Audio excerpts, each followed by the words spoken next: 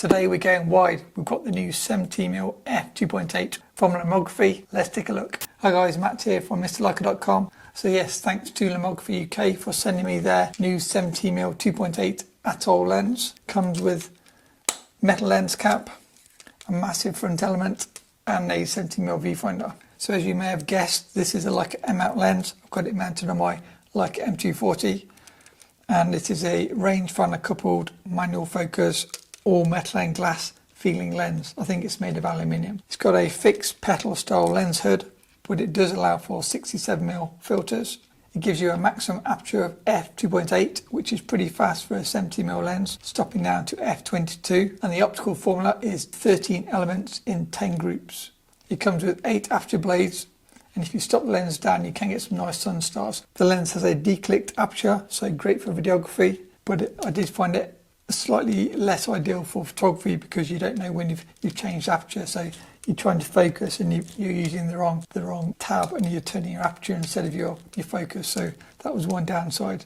And with that said, no focus tab. This is a hyperfocal style lens, meaning if you set the lens at 5.6 marked in red, everything from 0.9 meters to infinity is in focus. So that means you can pretty much set it once and then forget. But with that said, it would be quite nice to have a focus tab, so you just know that if it was in one position, you're closer than say 1 meter, and if you're in another position, you know you've got infinity. But at least it comes with the hyperfocus distance markings or scale focus markings on the top of the lens, which is quite useful.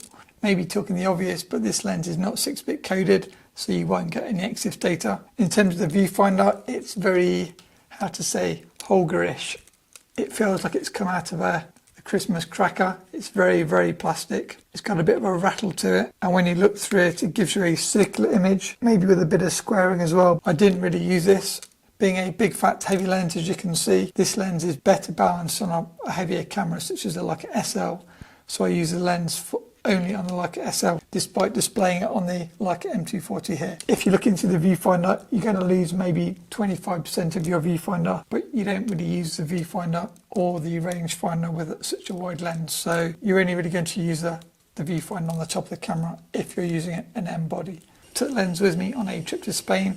It's not the ideal lens for travel because it's so big and heavy. You're kind of giving up 2 normal sized M-mount lenses for one Lomography lens. So normally I wouldn't use this for travel, but I wanted to test it. Let's have a look at some example photos.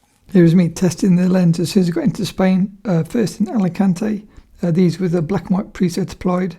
This is unedited, no preset. And this is the Leica SL raw file plus Leica SL color preset. If we now zoom in on a crop, you can see the subject background separation and even bokeh from a 70mm lens. Impressive stuff. This graffiti of the eyes caught my attention, so I thought it'd be good for testing colours. First without preset, then with preset. This is without preset, this is without preset. Here's me with the model. A random guy asked if he could try my Leica and take a photo of us. A few tourist shots. This is now in Valencia without preset, with preset, black and white preset. I think this is without presets to again show the colours. This is at the City of Art in Valencia. Really good for architecture. I've flipped these to black and white with my Mr. Leica black and white preset applied, the majority of these. And you can get some really cool shots with a 70mm lens and some strong architecture. And being a 70mm lens, you would think it's easy to get distortion. If you have a line to the edge of the frame, it's not too bad, but as you can see here, if you put it in the corners, you do get quite a bendy line. And here I use this straight line to try to show any curvature across the bottom. Okay, so that's the photos. What do you think? Thumbs up, thumbs down? Maybe not sure. To put it into context, let's just quickly compare this lens to a well-regarded lens, if you like wide lens photography, on a Leica M camera or Leica screw-mount camera.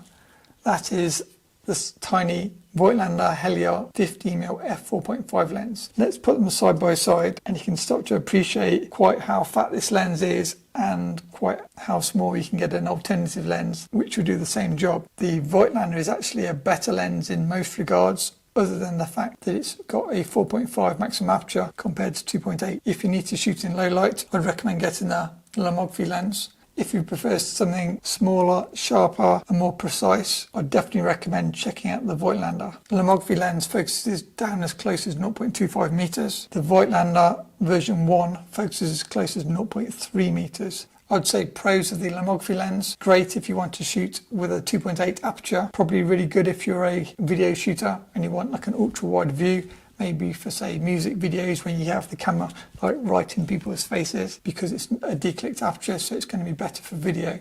Being a 2.8 lens, you're also going to get a greater shallow depth of field. You really can make something pop and get foreground background separation compared to say the 4.5 Voigtlander. And being a 70mm lens, it's obviously great if you need something wide, say architecture. I found it particularly good for architecture. You might be into, say, I don't know, skateboard photography or anything where you want that wide, exaggerated perspective, and I think you'd find it really enjoyable for that type of photography. Downsides of the Lomography 17mm 2.8, it is big, it is heavy for a Leica M-L camera, in my opinion. You may as well get the Voigtlander and get a better, in most regards, experience from a wide-angle lens. Being a 70mm lens, ultra wide, it's not going to be your everyday lens. Maybe one or two people might shoot 70mm as their kind of personal style. Personally, sometimes I was struggling in Spain to find things to photograph that suit 70mm. I normally shoot portraits and models, as you probably know. And lastly, being a wide-angle fast lens, it's going to have heavy vignetting, especially at 2.8. As you stop the lens down, that does improve. Can I recommend this lens? For me, I'd say no. I prefer more precise lenses, better optical quality, smaller, lighter, and so I'd definitely get the Voigtlander, not the Lomography lens. If you just want a fun lens, you may like this lens, sharp enough, maybe a little bit more like the Jupiter 12 lens that we reviewed recently.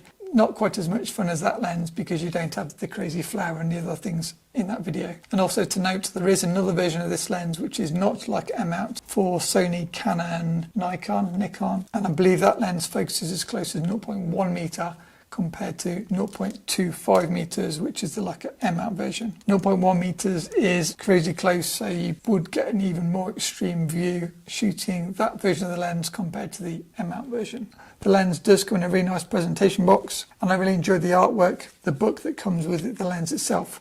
It's a really nice collection of images. It kind of inspired me to print some zines or print some of my own work. Well done, Lomography. Cool book. And with that, thank you, Lomography, for sending me the lens to try out. If you enjoyed this video, please smash the like button. And if you want a wide-angle lens for a Leica camera, and I'll link the Voigtlander 50mm video up here or here somewhere. There's 3 versions, and the video will cover all 3 versions. Lastly, a massive thanks to my awesome patrons. We have really enjoyable group Zoom calls each month, whether it's film photography, Leicas, or any other gear-related stuff. So we've got some really knowledgeable people. Even I'm learning from all these calls, so I think you'll probably like it. You maybe want to join a photography club, but you want to be able to do it remotely, 2 1-hour calls per month. Thanks for watching, and hopefully see you in the next video.